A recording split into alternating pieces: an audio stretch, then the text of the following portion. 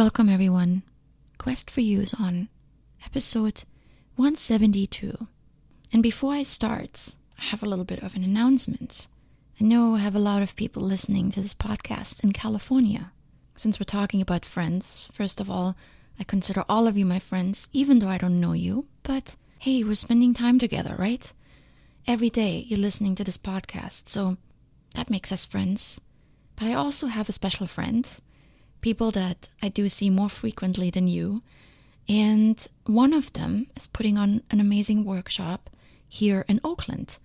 So if you want to know more about this workshop, either send me a note on my website, or you can look on Meetup for my meetup that is called Quest for You. And I have it announced on my Meetup website. So if you feel like coming to Oakland, it's on Saturday, March 24th, and it's an all-day workshop, 9 to 4:30. But I can tell you right away, it will change your life. Because I've been through a similar workshop by Kurt before, and it was amazing. So maybe it's the time for you to take a little bit of a risk, take a step out there, and also think about this. You're going to meet an amazing group of new people. And we all, on this journey, on this quest, need some good friends. Kurt is such a friend to me. Maybe you are alone on your quest and want to meet more people that are on the same journey. A workshop that is all about finding purpose and passion. You can be assured you will meet people that are on the same quest as you. So you may make a friend there. So take a look. It might be something you want to do. Reach out to me if you have questions. Let's talk about friendship. Specifically about being a good friend. I will be very honest right up front. I'm not the best example of a good friend. I could spend the next 15 minutes telling you why that is. But then, if you listen closely to my episodes, you have heard me mention a few things that will give you an idea. So maybe in another episode, we can talk more frankly. And I'm not afraid to do that. But today, I want to put a refresher out there for all of us, including myself. We even have special days made for this kind of thing, namely Valentine's Day, which just passed. But I think that day, like many other holidays that are meant for reflection and appreciation, is more about outward appearances. Sadly, all of us have friends and are a friend to someone. Life would be so lonely without friends, so I want to assume that everyone has at least one human friend. Now I realize that the definition of a friend varies. What I call a friend may be just an acquaintance for you.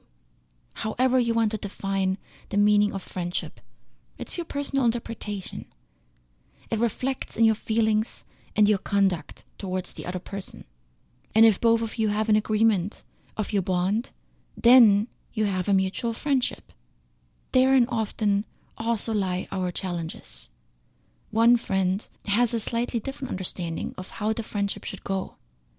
And that is the topic of today's episode. Not being a good friend makes me a great resource to learn from. I say this jokingly, of course, but I've learned my fair share of lessons. At least I would hope so. And if I can pass them on to you, then you can learn them as well.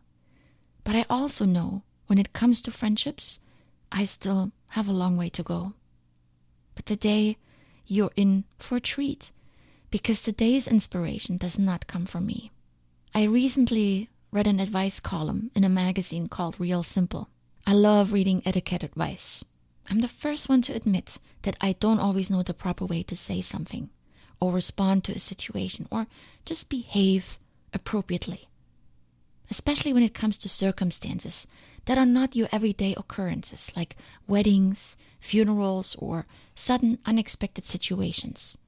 Surprisingly, the advice is often very common sense, logical and self-explanatory for the reader, but not always for the person in the situation.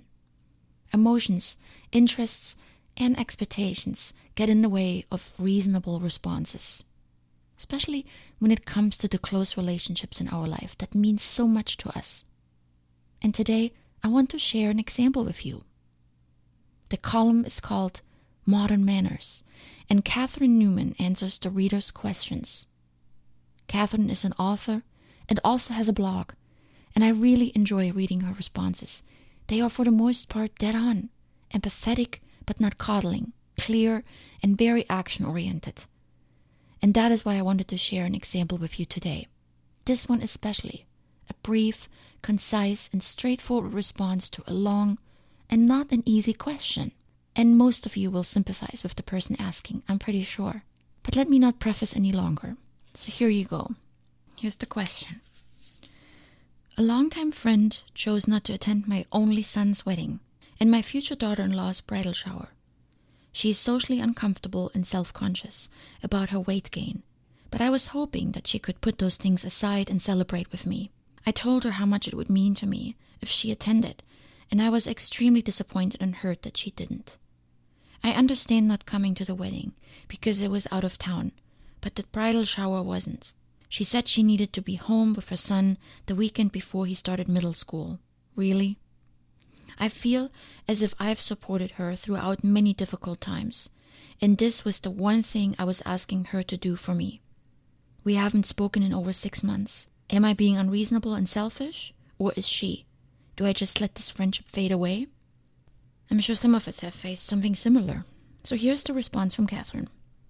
If, as you say, on the single occasion when you asked your friend for something, she did not provide it, then yes, by all means, let the friendship fade away. That does not sound like a relationship worth fighting for. But if, as might be more likely, this is a person who has been a good friend to you, albeit in different ways than you have been a good friend to her, then you might want to reconsider your interpretation of the events. You hoped that your friend would be able to put aside her issues and celebrate with you, but it sounds like she couldn't. She offered a faith-saving excuse. She had to stay home with her child, rather than the sad truth that you suspect, that she felt bad about herself. But what can be gained by pointing out this discrepancy? Being a good friend means understanding her pain, even if you're disappointed by it, and having compassion. You were enjoying a happy occasion, and she was too unhappy to join you. You got the better end of that deal. I would cut your friend some slack and reach out. What do you think? Tough situation.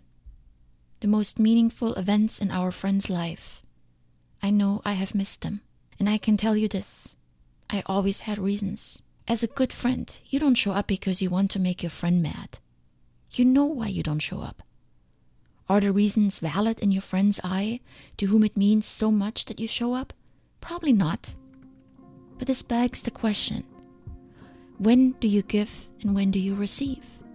What is the time that you are more important than your friend? One would think in the important moments of our life, our friends step up. They compromise, they put their needs behind for a little while, they understand and they hold back. And in the good friendships, this probably happens most of the time. But it doesn't always work. A friendship doesn't just exist for the purpose of being there for each other during the big events. A friendship is part of our everyday life. As such, it shouldn't read an expiration date when one friend fails. I don't want to use the word unconditional. That means you don't have boundaries, which you do need to have. You definitely cannot always be the one to give, and your friend only receives. But there are moments, like this example we just heard, when you think you ought to receive, only to realize maybe this was not about you at all. Maybe this oh so important event, your event, is an opportunity to reach out to your friend. Maybe it's an opportunity to take the friendship to the next level because this exact situation brought to light something that requires addressing.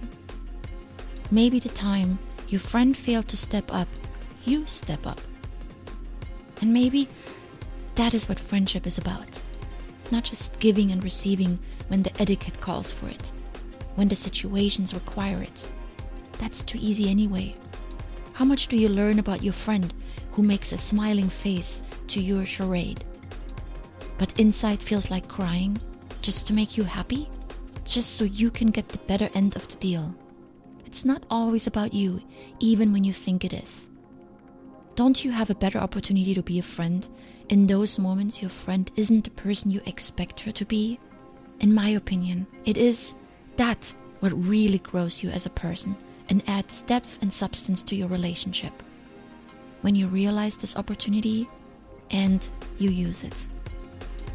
With that, I want to leave you today thinking about your friendships. Much love. Until next time.